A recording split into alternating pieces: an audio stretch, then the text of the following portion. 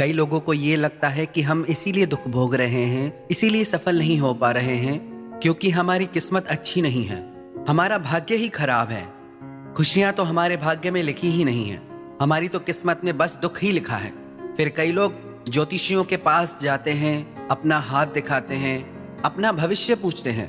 हर किसी को लगता है कि बस कैसे भी मुझे अपना भविष्य पता चल जाए। एक बात बताओ, जिससे आपका भविष्य पता करने की शक्ति होगी तो क्या वो पहले अपना भविष्य नहीं बनाएगा? एक व्यक्ति एक ज्योतिषी के पास गया अपना भविष्य जानने के लिए। ज्योतिषी ने उसका हाथ देखकर उससे कहा कि तुम्हारी ग्रह दशा बहुत खराब चल रही है, तुम्हारे ऊपर शनि की दशा है, तुम्हारा टाइम बहुत खराब चल रहा है।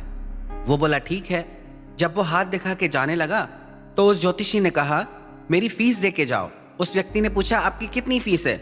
ज्योतिषी ने कहा मेरी फीस 500 रुपए है। वो व्यक्ति बोला मेरे पास 500 रुपए तो नहीं है, आपने तो खुद देखा मेरी ग्रह दशा कितनी खराब है। तो ज्योतिषी ने बोला 500 नहीं है तो 400 दे दो। वो व्यक्ति बोला कि 400 भी नहीं है। तो परेशान होते हुए ज्योतिषी ने कहा कि 100-200 जो भी हो दे दो। वह व्यक्ति बोला कि मेरे पास 100-200 भी नहीं है। फिर उस व्यक्ति ने ज्योतिषी से कहा कि मेरे ग्रह नक्षत्र अंतरिक्ष में क्या कर रहे हैं, आसमान में क्या कर रहे हैं, मेरे भविष्य में क्या करेंगे, वो सब तो आपने देख लिया, पर मेरी जेब में पैसे हैं या नहीं ये आपको क्यों नहीं दिखा? तो जिनसे हम भविष्य पूछने जाते हैं वो अपना भविष्य क्यों नहीं बना लेते? फिर लोग कहते हैं हमें ठग लिया गया, हमारे साथ धोखा हो गया। वास्तव में एस्ट्रोलॉजी, ज्योतिष एक बहुत बड़ा साइंस है, एक विज्ञान है, बहुत डीप सब्जेक्ट है। ज्योतिष गलत नहीं, पर सही अर्थों में उसका ज्ञान बहुत कम लोगों को होता है। और ज्योतिष एक प्रेडिक्शन है, एक संभावना है। आपके वर्तमान कर्मों और आपके प्लेनेट के आधार पर जो आपकी कार्मिक एनर्जी है और जो आपके प्लेनेट की एनर्जी है उसके अकॉर्डिंग ऐसा ऐसा हो सकता है, पर सिर्फ ऐसा ही होगा ये कहना सत्य नहीं, और इसको बदला नहीं जा सकता ये भी कहना सत्य नहीं। क्योंकि हमारी किस्मत, हमारा भाग्य, हमारा भविष्य हमारे कर्मों के आधार पे बनता है। एक डॉक्टर के पास दो मित्रों ने चेकअप करवाया। डॉक्टर ने उनकी रिपोर्ट देखते हुए कहा कि तुम दोनों अब संभल जाओ, क्योंकि तुम्हारी रिपोर्ट के मुताबिक जिस हिसाब से तुम चल रहे हो तुम्हें 6 महीने के अंदर डायबिटीज हो जाएगी और आगे चल के तुम्हें और भी बीमारियां हो सकती है। तो एक मित्र तो बहुत डर गया, चिंता करने लगा। उसका जो थोड़ा बहुत नियम था वो भी टूट गया। खाने का, सोने का, जीने का सब कुछ बिगाड़ दिया उसने चिंता में कि मुझे तो डायबिटीज हो जाएगी, मुझे तो बीमारियां हो जाएगी, और ज्यादा चिंता करने लगा। और दूसरा मित्र जैसे ही उसने ये सुना कि मुझे डायबिटीज हो जाएगी, सबसे पहले तो उसने अपना लाइफस्टाइल बदला, अपने खाने का तरीका बदला, अपने सोने का तरीका बदला, व्यायाम करने लगा। जो चीजें उसके शरीर को नुकसान कर सकती है उनसे बचने लगा। 6 महीने के बाद दोनों मित्र दोबारा डॉक्टर के पास आए। जिस मित्र ने 6 महीने चिंता में गुजार दिए उसको डायबिटीज हो गई। उसकी रिपोर्ट में और भी बीमारियों के सिम्टम्स दिखाई दिए।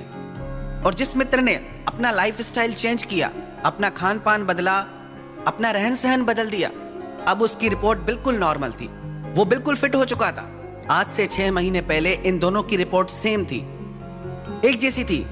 पर 6 महीने के बाद एक इंसान बीमार हो गया और एक इंसान ठीक हो गया। तो जो हमें लगता है कि हमारे भाग्य में लिखा है, हमारी तो किस्मत में लिखा है, हमें तो ये भोगना ही पड़ेगा, हम क्या करें, हमें तो जिंदगी में ये नसीब ही नहीं हुआ, नहीं तो हम भी आगे बढ़ जाते, हमारी तो जिंदगी ही खराब है। कई लोग तो ऐसे भी मिलते हैं कि हम ज्यादा हंसते नहीं हैं, खुश नहीं रहते, क्योंकि ज्यादा खुश रहते हैं तो हमें नजर लग जाती है। कैसी कैसी सोच रखते हो तुम, कैसे कैसे अंधविश्वासों में जीते हो तुम, अपनी ही खुशियों से डरते हो। इसीलिए तो हमारे जीवन से दुख जाता नहीं, क्योंकि हम बड़ा सोच ही नहीं पाते, उन्हीं बातों में उलझे रहते हैं। हमें लगता है कि बस कोई जादू मंत्र चमत्कार हो जाए कि छड़ी घुमाए और जिंदगी बदल जाए, रातों रात हमारा सपनों का महल तैयार हो जाए। हर सफल इंसान के पीछे उसकी जिंदगी की कड़ी मेहनत होती है, कड़ा परिश्रम होता है। कितना ही सफल इंसान क्यों ना हो, अगर वो परिश्रम करना छोड़ दे, मेहनत करना छोड़ दे और बैठ जाए भाग्य के भरोसे, तो एक दिन वो भी सब कुछ खो देगा। कितने ही लोग ऐसे मिलते हैं जो बस बैठे हैं भाग्य के भरोसे, किसी चमत्कार के भरोसे कि जब तक हमारा भाग्य ऐसा है हम तो कुछ कर ही नहीं सकते। यदि हर व्यक्ति भाग्य के भरोसे बैठ जाएगा तो जीने और मरने में अंतर क्या रहेगा? तो फिर जिंदगी का मतलब क्या? तो फिर ज्ञान का मतलब क्या? तो एक मूर्ख व्यक्ति और बुद्धिमान व्यक्ति में क्या फर्क रहेगा? याद कर लें एक बात, आपके कर्मों में इतनी शक्ति है कि आप अपना भाग्य बदल सकते हैं, आप अपनी जिंदगी बदल सकते हैं। पर आप कर्म करो तो सही, आप परिश्रम करो तो सही।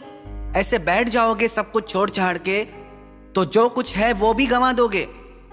एक बहुत अमीर सेठ था, उसका एक बेटा था। पिता के पास बहुत सारी संपत्ति थी, इस कारण उसका बेटा अपने पिता की संपत्ति को बहुत व्यर्थ गंवाता था और कुछ काम नहीं करता था, आलसी हो गया था। उसके पिता ने सोचा अगर ये ऐसे ही चलता रहा तो एक दिन ये तो कंगाल हो जाएगा, इसके पास कुछ बचेगा ही नहीं, इसकी अपनी तो कोई पहचान ही नहीं है।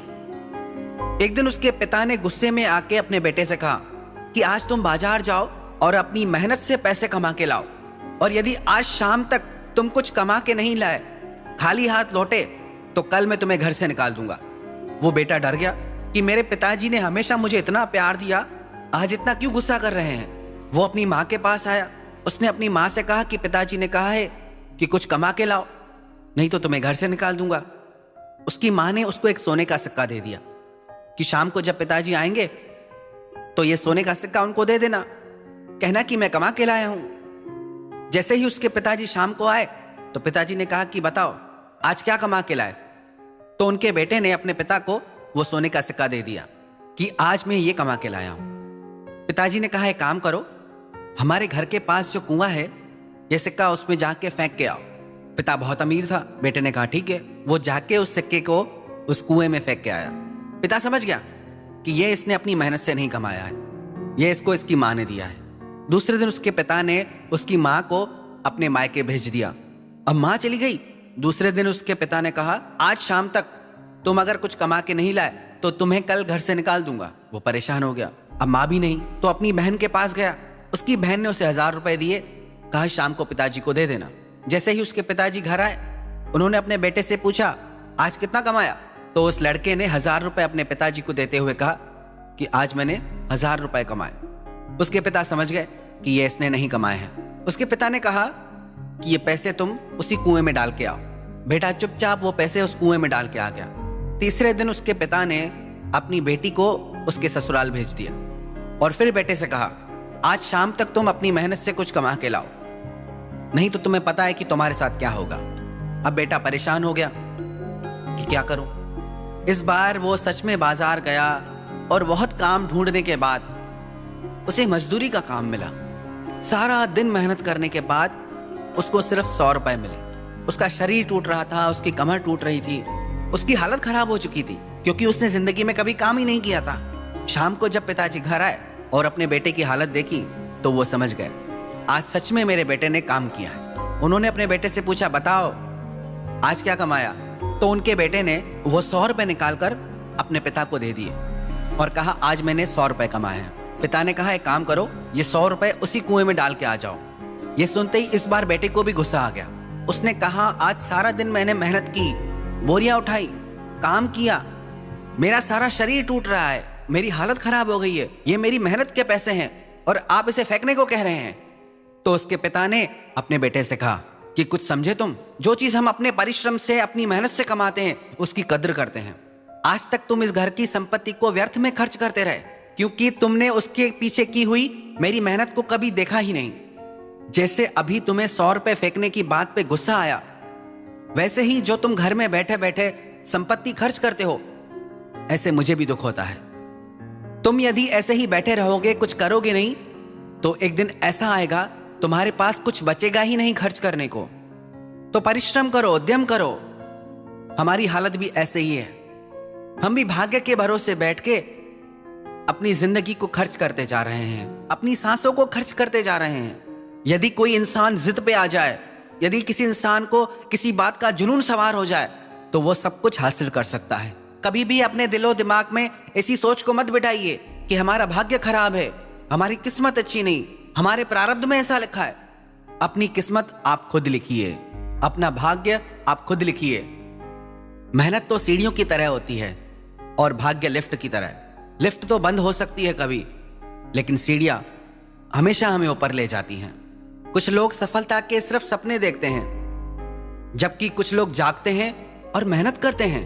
अपने लक्ष्य को पाने में लग जाते हैं। 2 अक्षर का होता है लक, 2.5 अक्षर का होता है भाग्य, 3 अक्षर का होता है नसीब और 3.5 अक्षर की होती है किस्मत। पर ये चारों के चारों 4 अक्षर के मेहनत से छोटे होते हैं। याद रखना एक बात, कर्म की शक्ति आपके भाग्य से कई गुना बढ़ के है। तो कब बदलेंगे आप अपनी सोच को? तो कब आप अपने कर्म में विश्वास करेंगे? जिस दिन आपको आपके कर्म की शक्ति में विश्वास हो जाएगा, याद रखना उस दिन आपका भाग्य भी बदल जाएगा।